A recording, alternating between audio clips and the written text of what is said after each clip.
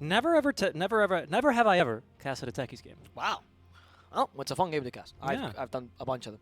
I mean, it used to not be fun. It used to when they picked Techies. Actually, it was Techies and Nagasari back in the day. You know, we used to cast. I remember when they did the Shanghai Major, and they would pick. That was terrible. That was the old Techies where the mines would just explode. They were invis, and if you ran into it, you would just die. Not the little. And it was just unfun because as a caster, like they would pick Techies. It was Techies and Nagasari in particular that casters hated, and you would just go and be like, call your girlfriend and be like, hey. So I'm not coming home tonight, you know. And it wouldn't happen in big games. It only happened in smaller games. You'd be like, well, I was hired to cast this, so I have to do this. Yep. The Shanghai Major is specifically one of those where the Nagasari got picked multiple times, and I remember my co-caster crying because we had done it was the 24th hour because that was a shit show and was only us two doing the Spanish broadcast officially, and it was 24th hour. They pick a Nagasari in that game, and my co-caster literally started crying in the game. He's like, I cannot do this. I don't know what I'm gonna do because 24 hours straight is kind of brutal. The Techies pick though, really good. Actually, most people underestimate this. Sounds like it brings back a lot of good memories for you personally. It was not good memories. It was, I think in total we did 26 hours straight with actually no pauses because we didn't have money for weight screens, so it was just us with cameras in the middle. Yeah, that was not great. It was not great. No money to transition away from the camera. Just me. We rented this camera for $500 and we're gonna use it. That was literally all it was, man. It was just me and the other guy, like just staring at the camera. We had nothing to say. It had been 26 hours, just staring dead in the camera, like. So it's Dota now. It's time for Dota, and there's the Techies. Yeah. Okay. So the Techies pick is actually really good right now. If you're actually abandoning matches because they pick Techies, you're a fool. He's really strong. Teams that abuse him, like for example, WZayak. If you're abandoning because your teammates pick him, yeah, is what you're saying. Yes, because he's really strong in lane. You can just spam blast off, and he's the only hero that can still commit suicide in the game. So you can just spam blast off until you die, and there's a lot of damage. Because Pudge and Abaddon can't anymore. And in the mid game, he's great at creating map control. So he's really good if you want to play a game where you need that map control, like late game heroes or heroes like, for example, Slark have a lot of mobility. You're really choked up for your love of Techies here. Yeah, I really like this hero. It's Winter's favorite hero right now. I think he's really strong. Is it true? He thinks it's really strong here. It is strong. I've actually played a few games of Techies myself against Slark, against your lifestealers. That's normally like, oh, they can just purge off a silence, but not if you get it explode away from the trees, or not if you blast off from the trees, I should say. But it generally is still a pretty good counter because I think in my pubs it's fine, it's easy, but these pros, I think Jackie's going to be way too fast there on the Rage. Okay, Invoker, that is one of Fearless also top picks. Used to play this a lot back when this was SeekNStrike, I believe, or Motivate.Trust. One of the many iterations. Before Motivate was for some reason spelled with a D, which I don't know when that change happened, but they were Motivate.Trust for the longest time, and now it's with a D. Yeah, I remember. So I don't. Anyway, Fearless is quite well versed. He actually was one of the guys that used to play Quas-Wex Invoker before it was even cool. Right before Thompson did those little things with him. I mean, he's really good player. I think the Quas-Wex Invoker here is actually a really solid pickup. Yeah. You disturb the Slark a lot, you disturb the Techies a lot, and you can actually demine quite effectively with Alacrity because you get a lot of attack speed. So it's nice. I like the draft more or less by Motivate, but 4 and 6, that Techies, man, it puts the fear of God in my eyes. It really does, and puts the fear of God in the Venge and the Marana, right? All of a sudden, if you leap up a hill and you just explode, you're like, oh, all right, I guess, right?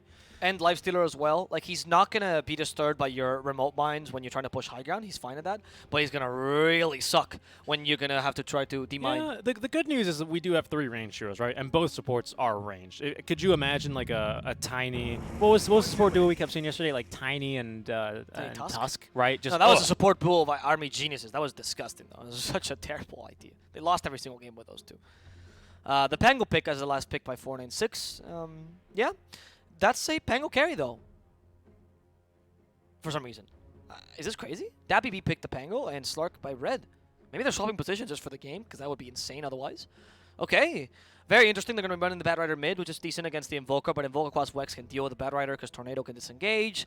The Pango struggles a bit against Lifestealer mid-game, but he's great against the rest of the team, and he's particularly good against Invoker and Tide, because all these zone-out spells, Pango just ignores Rolling Thunder and gives you enough time to counter-initiate. But, of course, Jackie can always just go invulnerable or magic immune with that Lifestealer. It's hard to say who has the advantage, to be honest. The more orthodox draft is definitely by Motivate, but 496, that Techies pick gave that Slark a ridiculous amount of farm, and that Slark versus Lifestealer is usually a pretty decent matchup for the Slark if you're one item ahead, because you just make that team fight really long, and you can just kite him endlessly. Lifestealer is fast, but not fast enough to catch up to a Slark. Let's see what happens as we start game number 2 between Motivate.Trust and 496 Gaming. Yeah, I mean the techies just makes your gameplay style. You have to alter your play style. There's no other way around it realistically, and that's going to be hard when you're trying to create space here. Jackie may have some doubts about walking up cliffs to farm the in his scenario would be the dire, medium, and easy camp near the tier 1 near the safe lane, right? That's normally where you get a lot of your farm playing in the enemy jungle. Those are the two safest camps. All of a sudden with the techies, that's not really the case anymore, right? So it can become a little bit sketchy and just changes the entire way you need to play the game. Bombi on the techies, very appropriate, of course. Played the Wyvern last game, gonna try out the techies this game here for himself. And of course, we have, what is it? Let's see, Jackie. Yep, of course, Jackie has the golden retriever set, as I like to call it. Just everything is golden on him. Again, even this darn relic is golden, just oozing gold off of him. So much money. Love to see it. He's the bling bling master, dude. Yeah. He's the rapper of this game. You got to be careful. Alvaro salivating at all that gold. Yeah, I want to steal it for myself, of course, right? Like I did to your ancestors. Of course. Interesting that they swapped positions. Red on the Slark and Dappy on the Pango. I'm quite fascinated by that. I don't know why. Maybe it's because of the. I don't know if they shut me. Yeah, I genuinely have never seen Jackie. What am I saying? I have seen that BB rather offlane. Let me correct myself there, as Jackie, of course, is still in the safe lane on the lifestealer. But we'll see how it works out for them. Maybe he's just more comfortable there on the hero. There's still no points put into the blast off here for Bombi. It's likely to be the blast off though, being realistic about it. Especially because he has absolutely no mana regeneration to start off with as a techie, so wouldn't make much sense to go for the proximity mine. But we'll see, as he will be ended up rotating top lane here to assist with the Slark. Maybe even trying to be a little bit cheeky here and steal a rune, but he will be forced off by Moonbell. I'm honestly very fascinated by this. I'm just looking back. I don't know what to predict in this game because this lane swap is so interesting to me. I'm just looking at their history. If perhaps. Okay. I got you. I'm picking up what you're putting down. Masaros, though, here in the offlane, of course, going to be starting off, heading for that bracer into the Ring of Bacillus, just so he can continue the spam of Anchor Smash. Is going to be very, very useful here against Red. Now, the problem, the pitfall you sometimes see some lesser known teams, for example, make. Oh, nice arrow actually catching the techies, but it's not really going to result in anything. Is when Slarks get like a quote-unquote a dream matchup here, like against Masaros, or like against the Tidehunter rather, they tend to put too many points into the Essence Shift, which means that once the laning stage ends at around 8 to 12 minutes, they actually can't farm. So then they fall off really hard because they don't have the items and the sustain to actually realistically use level 4 Essence, or level 3 even Essence Shift, and then they can't farm and clear camps either. So be very interested to see, but we should see, especially on Red here, maxing the Dark Pact first, of course. Yeah. So, the Motivate. Oh, hold on. Sorry to interrupt you. Sorry. Fearless actually just got a deny on the Bat Rider Hung underneath his tower, granted, but the creep had 10 stacks of napalm on it, and he still had it denied. Yeah, well, Fearless is really good, but I just double-checked, and Dappy did play offlane before in one of his previous teams, actually. Okay. When he was on New Generation, a really long time ago, Next Generation, sorry, he did play offlane for a while as Dappy Bong, so I wouldn't be too surprised that he can still play the Pango really well, like it's one of his maybe signature heroes, or used to be, so it makes sense. Maybe the Pango is more the thing. I was looking at Red because I thought maybe Red just played carry before, but I haven't found anything about that. But Dappy definitely played offlane, and he might be really comfortable on the Pango. Because the Pango is kind of a carry as well, right? So. Yeah, that's curious, because I feel like if you were Motivate.Trust, if it was like, Jackie and maybe Masaru switching, he'd be like, he just doesn't want to play against techies, that's fine, right? Like, I understand that. He doesn't want to carry against techies.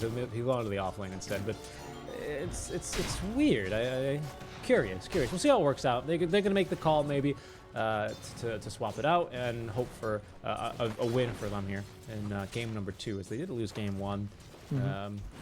Arrow? Oh, Red is dead. Oh, Red is dead, and there's not going to be any redemption, unfortunately, for him. Bombi can't really do much in this lane besides harass. Like, you're not really a saving support. You're really just there to blast off yourself and die. In fact, I really dislike that Bombi's still alive right now. Like, he really should be committing suicide. Oh, no, I'm serious. No, you're totally right. It just sounds funny. It just sounds funny, right? Yeah, I think he should just be killing himself constantly with a blast off and dealing as much damage as possible to the lane. Well, what he's doing, though, is uh-oh, he didn't complete the pull? Yeah, that's not going to re-aggro. I don't know if he did that on purpose or not. Blocking the camp there. Well played there by Bombi.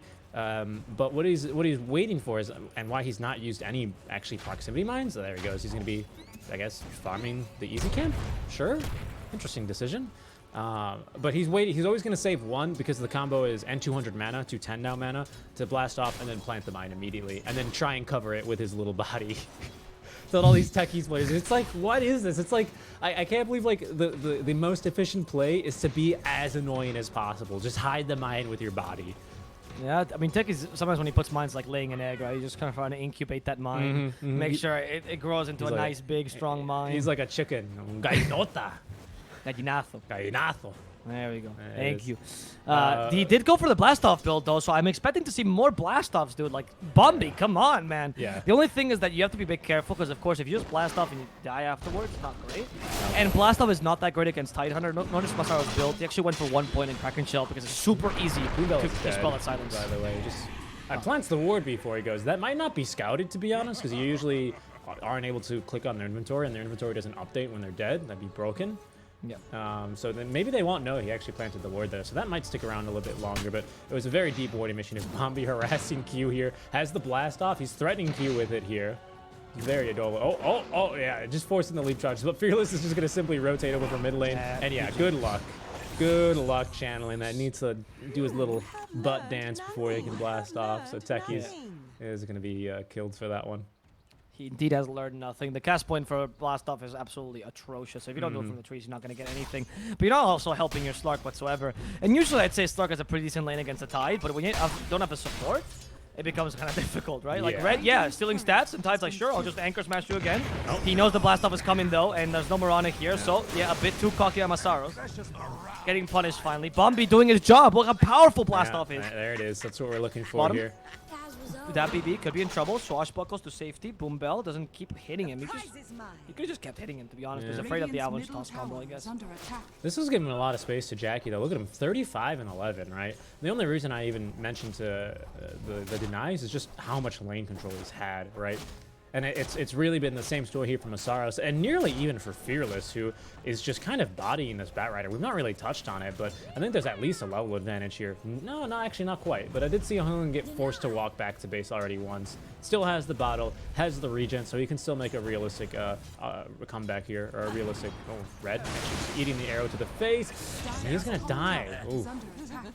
It's a big death for him there, the Gush and the second Starstorm actually contributing to his death. Masaro's doing a good job here, letting the wagon do its thing, but he's not willing to... Oh, they will fortify it, but Bombi, sorry, does a good job here pulling the wave to make sure it doesn't die. Oh, it's actually the perfect game for him. Bombi, yeah, makes sense. So, let's see the arrow. Bombi, no, just barely. Gush came a second too late. Oh my God, he got blasted on the wagon. What? No, Techies is too good. Bombi actually might kill Q here. As Slark joins in, Q realizes his mistake, has to leap away before Techies just murders him. Last of has a huge range, by the way, so be really careful with that. It does, yeah. Techies has got... Fearless mid. They have dust for him. Jokam trying to get a toss off. Nice. Blocked by the Vengeful Spirit here, and Fearless still in trouble though. As the healing is not good enough. Hung will get that kill, but Boom Bell will punish this mid laner. Yep. Nice job. We finally see the point in the Dark Pact here. I was surprised he decided to put a point there in the leash first. So it was at one point it was an 0-1-2 build there for our Slark because Jokum, he actually still have a ward up on the high ground. Oh, the toss, so they didn't quite connect. Not that you need to. Bombi just getting that one. The right click damage is not going to be sufficient, however, as Boom Bell is just going to walk back up towards high ground, and they'll be okay for now. Nope. 2K lead still though for the Motivate.Trust. They're actually winning this lane by so much. Yeah, that's huge. Yeah, your Slark has farmed absolutely nothing this game, unfortunately. The mid lane has also been won by the Invoker, even despite that death. He already has his face boot, which is quite happy. He's actually going for a really old Invoker Cosmlex build, which is, you go for the Urn, but afterwards it's the Orchid immediately. Wow. Yeah, you're right. And you ghost walk all over the map, and you just find solo kills with the Orchid, much like a Klink's plays. Yeah, that's actually, that's exactly it. That's funny. I don't know why. I got really nostalgic because I remember casting a lot of games where that was the norm. Just invokers just prowling the map, which is going to be a little bit dangerous, right? When you have actually a techies to play against. There's Hung, yeah, I mean, completely bungling the combo there. So Fearless is going to be forced to back off. The armlet's almost completed, by the way, for Jackie. Like, Yeah. that's how farmed he is. This guy is... I think this actually could be a game where Jackie could afford to go Midas, but honestly, yeah. Armlet gives you that tempo, and then you go for an Armlet Dezo, and good luck trying to stop this monster of a lifesteal. He's already so far ahead, though. Like, he's already a full 1,000 gold richer than the Batrider. Just popping over the network real quick. I'll switch back to CS. Oh, Ravage? Question mark? Okay. Did you catch that kill? I caught the Ravage. No. Did you catch what just happened to Fearless? In the I did not know. They were all going against him, and Dabby's like, I'm gonna roll! And he's like, I'll just stay low ground and give this kill to the Batrider, and he just rolls up high, gets stuck in the corner for like half a second while the Invoker's just dying to the fire. Oh no.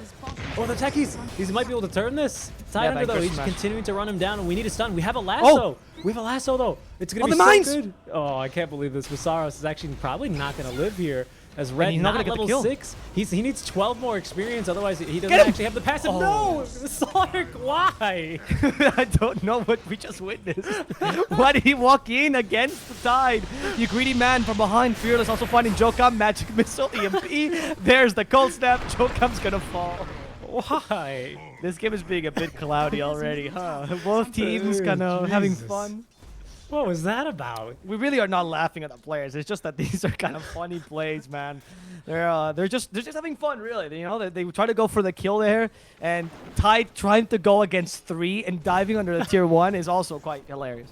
Yeah, he got zoned out by the mine because he didn't have the vision And on the it. flame break. Yeah. Oh goodness gracious! And they're gonna go straight back top. Just this top lane is just honestly a clown fiesta. Masaros missing the Ravage. Slark able to actually just pounce away from it, as he does still actually, speaking of pounce, have it ready. Finally level 6 though. I mean, that would have been the correct play had Red had an additional 12 experience, which, you know, you chalk that up to the CS disadvantage there, to be honest. 20 Yes. denies, that's easily level Meaningful. 6 for him. Yeah, like, very meaningful. Tide has done a really good job this lane, and if we look at the net worth now, we can see that Slark is actually as farmed as the Mirana, essentially. That BB is also really poor. It's really just the Batrider, and Lifestealer is soaring, literally. I mean, he is farming so efficiently, he's even stacking for himself. He's been pretty much free farming this whole time, and he already has the armlet this game. Most definitely. Yeah, armlet already on the way, which is ridiculous. He's got the Enrage, so he can always... Sorry, not Enrage. It's Rage. It's not Ursa Warrior. Don't be silly. But he's going to be able to play a bit more aggressively, even against those techies. So he's not going to be too scared. But, you know, that's the thing with techies, right? Is the game can kind of just turn on a dime. It's a nice Dark Pack off. We have the Ravage, the Pounce away, running back into the cover of the techies. Nice to swap to force him back right into the Ravage here. Shadow Dance activated. Nice. Ooh, what was that, arrow? Picking Yeah, up the kill? That was an arrow. Wow. That was an arrow. Yeah. Robin Hood right here, right? Pinpoint accuracy from Q. Really Nice. well played. Except in this case, he's stealing from the poor and keeping it himself. Yeah, he really is. Because Slark is not doing well this game. In fact, again, they're really neck and neck. Q is just trying to beat Slark this game in terms of net worth. That's his real goal. He almost has Bombi running away. Yeah, creep And with they're the going to take a block tower arrow. instead. That's totally fine. This is going to allow him to do a little bit of Minesweeper here. I got to be honest, I'm surprised that Boombell actually, who eats just a proximity mine, does not have a Quelling Blade yet. That's always in my opinion, the best counter, especially versus the techies in the lane. Especially now that Quelling Blade is so cheap. Isn't it like 120 gold or something? Yeah. It's so be? good, yeah. Yeah, it's true. It's true. The Quelling Blade also, I think no, it doesn't apply. I'm actually uncertain. Uh-oh. Q in some trouble, cannot pounce. I mean, technically can't pounce. Oh no, a second late there, unfortunately, about Bombi, as the blast off is going to whiff. They do have detection here on Q. Dark Pack Chaser away. They don't have enough AoE damage with another leap out. It's going to get her dusted. Has another leap charge here to use, but is already quite slow. And the TP out from that BB to collect the kill. Tornado is not going to find anyone yet again out from Fearless, but he does find a DD rune at least, so he's going to go and transition to farm in his triangle for a bit. This seems good for 496, but look at what part of the map they're all playing in. Has anyone ever come to this sort of Lifestealer? By this point in the game, like I always mentioned, the carry usually transitions to the offlane, you know, where he's probably safer than the Bombi, triangle. no, Bombi. Oh. Bobby. What just happened? He farmed a double stack here. But blast off? no, he didn't farm it with blast off. He farmed it with 2 proximity mines, and then he was walking away. And I think he was expecting it to kill the camp, but I think it was the courser and what else? The bears, the tomatoes. Yeah, and the potato. which gives you magic resist. So they didn't die. So the Centaur Conqueror just ran him down and punched him in the face because he's soul ringed to plant the mines. Oh my god. Bombi, they see him actually. The Arrow, arrow. nice. Really good setup, by the way. Can they turn this into a kill though? No, they don't want to go Yeah, any they don't further. want to go any further. Ah, there's a tide. There's a swap. Yeah, they go in. Bombi can't even commit suicide. Boom Bell trying to get away. Jackie though, really low on HP, but he has the armlet. He goes in Boom Bell to save him from the roll, and Boom Bell seems fine for now. But he's gonna eventually die in fast. You're done for, mate. But he can still fight here as Jackie goes for that BP. There's the Ravage stopping the lasso completely. Wow. Hong, you are done for. Red also joins the Club of the Dead. And Jokum is the last remaining member here, which walks next to the ice wall. Yeah. And will die because of it. He runs at the... He runs back in. I don't know why. Yeah, I don't know really what that was about either. It was a questionable call there for him to decide. I don't know. No one was really low enough. I mean, good luck killing Jackie here. He's got rage and an armlet. Like, that's not happening. Very questionable decision. I'm not sure why he decided. Oh, okay. There we go. We caught that one. Just unbelievable. It was just Jackie walking around. He omelet toggles and like, oh, I can kill him? One mine? Pew! Bye, Jackie. I think what's great is he was mid-taunt as well. He was mid-toggle. It was perfect time. Great. Anyway, well, that happened, but it's still a huge advantage for Motivate. I was going to talk about the map control here because Jackie didn't really have to move until he went for that mid-tier 1. Now they find the Bat Rider, Yeah, great the arrow. Orchid, EMP. Goodbye. That arrow combo is really nice to see. Oh, God. Fearless. This is so- Guys, come on. I know your name is Fearless, but you can't walk into the mines like that. This is impossible. I hate observing. This is so hard to observe a Techies game. What are you supposed to do? People just die on the map. Well, you just go. If there's anyone near mines, you just follow them. That's kind of how you go. You have to check all the mines in the map perpetually. Yeah, pretty much. I'll set hotkeys for the mines like Techies. Hey, Joe comes. aggressive swap. Nice avalanche though, cutting off the reinforcements. Great leap forward though, as Masaris will collect the kill with the anchor smash. Guys, come on. There's the Techies in the game. You can't just be walking up hills like that, but they will be planting an observer ward at the very least. This game has been just an enjoyable breath of fresh air. Right? Yeah. This has been a very different game to what we see until now. I agree. However, I don't think this strategy is working for Fortnite 6. They are No. losing this game by a Slark lot. is so poor. He's 700 gold down from the Marana. There's Great another swap. swap. Where are you going, buddy? He has Bombi. nothing. He just has boots of travel. Bombi, There's the why? blast off, just so he can feed as well. Bombi went in. They do a tornado, which catches 2. That's collateral damage almost. And they're gonna go for the tiny gush, slowing him down are they with the doing? arm, with the medallion. It's easy to finish Chokam off. Fearless, not even deciding to go for red. There we go. Little taunt. Red acknowledging he's too weak. Backs off. That was just awful. I mean, why? Why go in, Bombi? Like, it's great damage, sure, on the Techies, and it's a fantastic silence to catch all 3, but you're just food for them. The Invoker then follows up. I mean, there's no blink on that. Yeah, there's no blink on that. Why? This is not the techies that was promised, by the way. Oh, Invoker. Save. Interesting swap. Little swap. Maybe he meant to swap that BB. Or we just save him from the roll, right? So he doesn't get hit a second time. I'm not really sure. But regardless, that VP is wasted the roll. They take a tower. Like, do you even care about getting killed at this point? You're just trying to take towers. Yeah, I mean, they're looking for this game to be over You because have Dezo as well in life. I mean, like, realistically, the problem with the Techies is that you can be playing almost a flawless game. You make a very, very simple mistake, all of a sudden, you know, 3 kills, right? Or their enemy comes back into the game, as Techies will be. Cold snaps to death there, going for the D ward. Slark as well. I think finally has the Echo Saber. Does he? What has he decided on? Just drums, I think, instead, it looks Yeah, like? it was just drums, and he's Yeah. transitioning to a Shadow Blade. Shadow Blade is a really good item when Slark is playing from behind.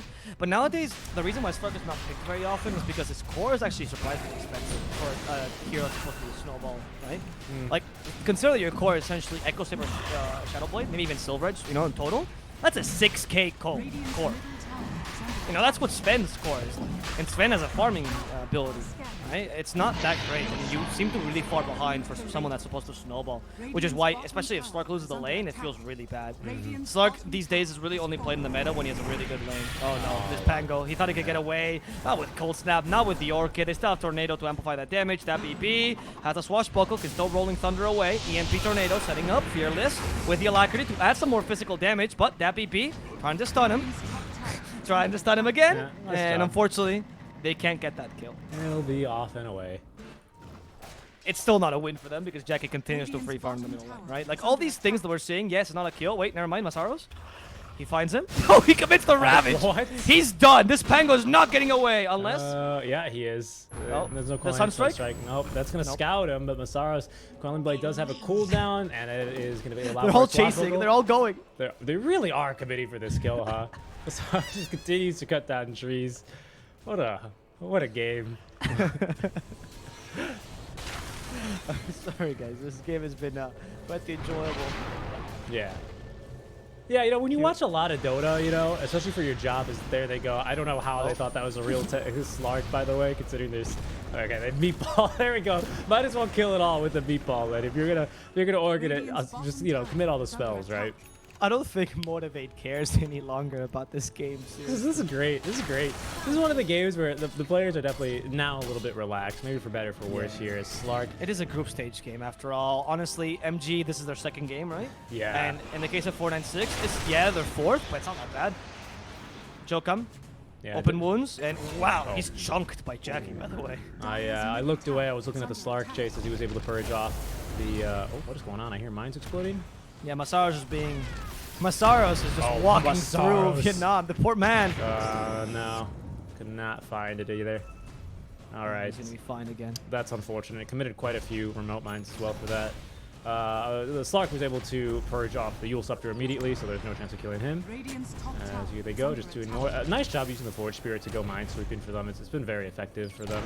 As remote mines are gonna miss. I don't know what that was supposed to hit, to be It's honest. all the techniques. Maybe he thought there was a sentry there and there wasn't. Maybe he was using the remote detonate, which has a pretty big AoE from the few Texas games I've played.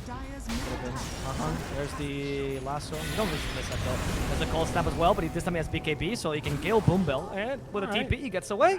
Okay. Okay. It's Sure. still only a position 5 that you kill. Sure. But sure. I mean, position 5 for a 10-second BKB, I don't even know that trade is worth it. But you are losing by a lot. I see open wounds. I hear open wounds. I see he's going to kill Bombi. Bombi will kill himself instead. Nope. Not happening. Let me do this for you. Don't worry. I got it. And now the Pango in trouble as well as the arrow hits. EMP. They have Cold Snap, Great Orchid, and this time you're not getting away. He inputs the GG tree. Does this count as forfeiting? Is this enough? No, that'd be ridiculous. Could you imagine all the kidding. tree I'm joking. protectors?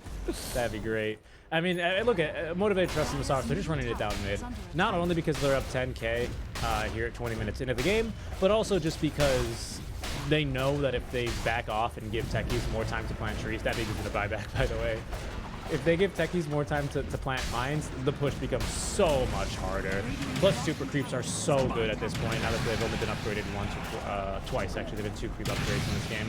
That BB, the rollout's going to end. He's going to get swapped. Has the swashbuckle. Up the ground he goes. Starlight with the Ravage. He's going to catch 3 heroes. Nice Sunstrike as well, as that's going to be a dieback for that BB. Techies as well is going to die. He didn't get off a single spell. Didn't find a single mine. Now Slark in some trouble. Going to be orchided up. Did not get the dart back off, so he's now dead for 35 seconds. Boombell runs underneath the tier 4 tower. He's going to die and be the only casualty of this push. And as the rest of Motivate.Trust continue to get to work on the mid lane of Barracks and can actually go top, considering they already have the tier 2 top there.